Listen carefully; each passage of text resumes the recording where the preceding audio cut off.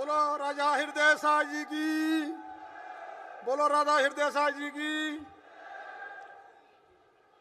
समय कम है, बातें ज्यादा हैं, इसलिए शॉर्टकट होना चाहिए, शॉर्टकट।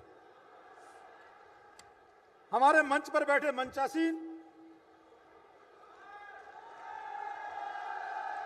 राजा हृदय साह के वंशज वीर महावीर पुरुष, ये मंच सजा हुआ है। और इस मंच को सजाने में मेरे सामने बैठे हमारे लोधी समाज के भाई और बहनें, इनका बड़ा सम्मान करता हूं और आदर करता हूं और अभिनंदन करता हूं कि आप लोगों ने इस मंच को सजाया है। मैं बहुत बहुत धन्यवाद देता हूं आपको। 45 सेल्सियस डिग्री में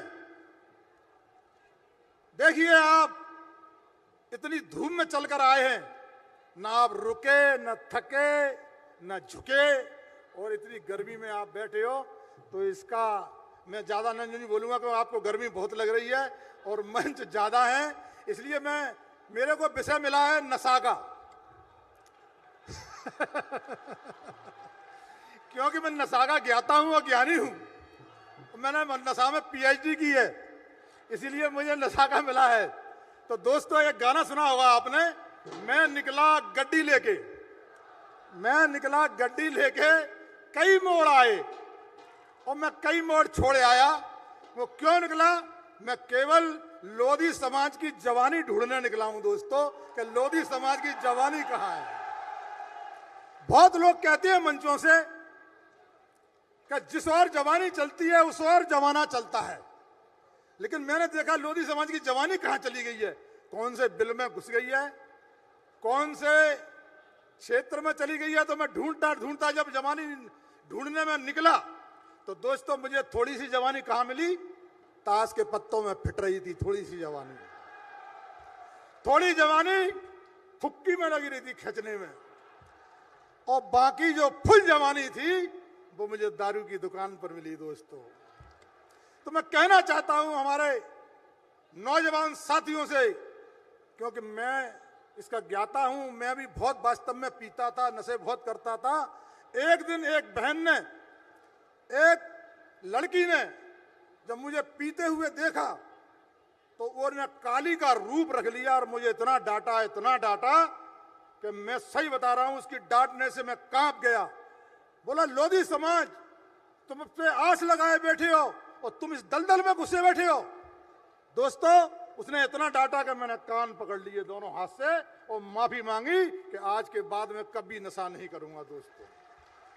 इसलिए मेरे भाइयों, मैं आप लोगों से कहना चाहता हूं, जैसी मेरी गड्डी दारू की दुकान पर पहुंची तो मुझे वहां लोधी समाज के लोगों का वहां पर जवानी दिखी। मुझे कोई चिल्ला रहा था, कोई गा रहा था, कोई नशे में झूम रहा था। मैंने देखी ये है जवानी दोस्तों। इसीलिए मैं कहना चाहता हूं आप लोगों से कि मेरे भाइयों, मैं हाथ जोड़कर निवेदन करता हूं, पैर छूकर निवेदन करता हूं आप लोगों से कि इस नशे से निकले आओ दोस्तों। जब हम जवान हुआ करते थे तो 2-2 मुख्यमंत्री हुआ करते थे, और मैं हर मंच से बोलता हूं, आज हमारा जीरो लगा है दोस्तों, जीरो। आप पे आस कर रही है, पूरी जनता आपकी नजर देख रही है कि आप लोग आगे आओगे, मैदान में आओगे तो हमें देश में एक मुख्यमंत्री जरूर चाहिए दोस्तों, एक जरूर चाहिए। एक संविधान, एक विधान, एक निशान, एक मतदान, एक हिंदुस्तान। तो क्या एक मुख्यमंत्री नहीं होना चाहिए लोधी समाज का? होना चाहिए दोस्तों।